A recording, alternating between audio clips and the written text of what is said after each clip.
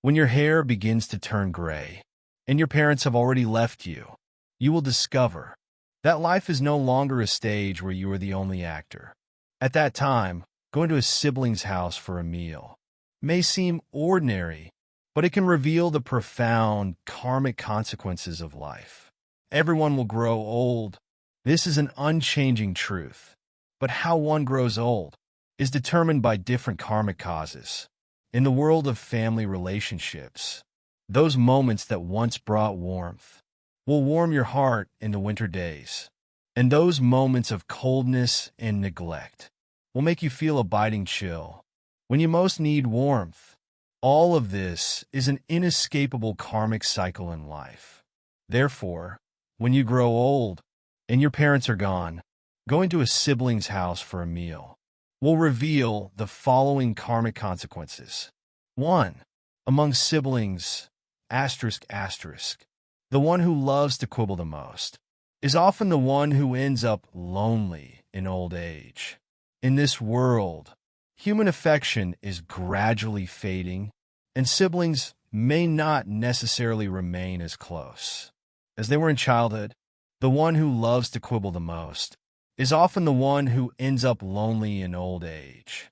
Among many siblings, what should be a close-knit relationship by blood can become distant, because some people always like to keep track of every little thing. If you mention a small issue, they can argue with you until nightfall. Such people may seem to be shrewd and calculating on the surface, but their hearts have long been desolate. There was once a news report about a family with 4 or 5 brothers. On the surface, they seemed harmonious, but behind the scenes, there were undercurrents, especially one of them who had a quibble over everything. During family gatherings, he wouldn't even share a piece of fish. Later, when the parents passed away, the siblings' relationship completely broke down. In his old age, his own children didn't care for him, and his life became cold and cheerless. Everyone was busy with their own lives. Who would still remember him? Loneliness in old age was the karmic consequence of his earlier quibbling. There are many such people in reality. Many people spend their entire lives calculating gains and losses, but they forget that the most important thing in life is the connection of emotions. You may earn an extra dollar or lose a little less, but the friendship you lose can never be bought back, no matter how much money you have. If you don't change this quibbling nature, then in old age, loneliness will become the cocoon you weave for yourself. The more you entangle yourself, the deeper it gets, until you're the only one left inside. But if you realize this early on and show more tolerance and generosity, you may still have the companionship of siblings in your later years, and the sense of loneliness in life will be much less. 2. Those who refuse to support their parents are often those from a family with poor values. Supporting one's parents not only requires money, but also time and effort. If parents are struggling in their later years and need someone to care for them, it becomes a headache for some people. Many people are quick to join in the fun when their parents are healthy, but when the parents are no longer able to move, they stop coming back altogether, not even showing their faces. People who completely disregard their parents' well-being appear particularly cold-hearted. They are extremely selfish, trying every way to protect their own interests. But does this really lead to a better life in their later years? In the book Heirloom, there is an example. During the Ming Dynasty, an official named Zhang Jin took on a case. It involved an old man, so poor he had no food, who went to his son's house to steal something. Because it was dark, the son couldn't see who it was, so he grabbed a stick and, with his servants, beat the old man to death. According to the law, the son was defending himself, so he should not be held responsible. But according to filial piety, this son killed his father, which is unfilial, and he should be held accountable. Zhang Jin pondered for a while. then sentenced the son to death, writing in his judgment, "A son's riches that make his father poor is evidently unfilial."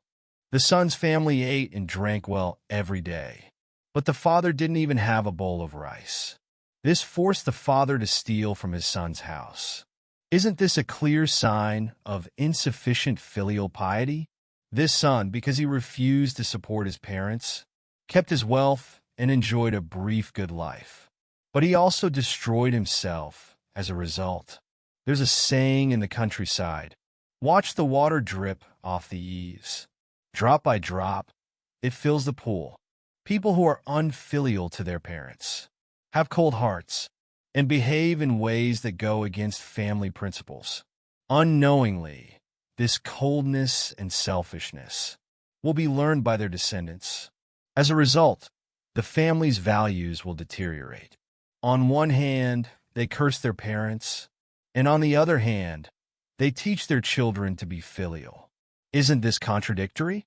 Can such behavior work? We will eventually understand that being filial to today's elderly is about loving your future self. 3. Those who can't let go of old grudges are often people who suffer deeply inside. There is a term called harboring a grudge. Whenever something is hard to understand, it blocks the heart, making one feel uncomfortable inside. If you can't understand it every day, then you won't be happy every day. This life will be lived in vain. If a person cannot let go of grudges between siblings, oneself, and parents, it means they are holding on to old grievances. Usually such people cannot help but bring them up with words full of resentment. A friend, Lao Li, once quarreled with his family over a piece of farmland. Lao Li's son wanted to go into business with Lao Li's nephew. When Lao Li heard about it, he immediately stopped it, crying, "Your uncle and I are enemies. How dare you trust his son? He'll harm you." Years later, the nephew got rich, while Lao Li's son remained poor. Seeing his father, the son was furious. "You've ruined my chances." Father and son quarreled because of this. It's clear that Lao Li treated the family feud as a family heirloom, ultimately passing this resentment on to his son. If Lao Li had been able to let bygones be bygones, the family situation would have been completely different. Old grievances are best resolved, not deepened. It's not uncommon for siblings to have disputes. What's strange is that even in old age, some still can't let go, even encouraging their children to hold grudges. Those who can forgive others' mistakes and let go of past grievances live a much easier life in old age with a more cheerful disposition and are respected by their descendants. The river of life will eventually carry us into old age. At that time, a meal at a sibling's house can make us understand many simple yet profound truths. In the later stages of life, those who once loved us and whom we loved, their presence is like life's way of telling us that even though the world may no longer feel familiar, the warmth of family has never changed. When we sit at the dining table, looking at those familiar faces, we will realize that no matter how the world changes, this warmth and love are eternal.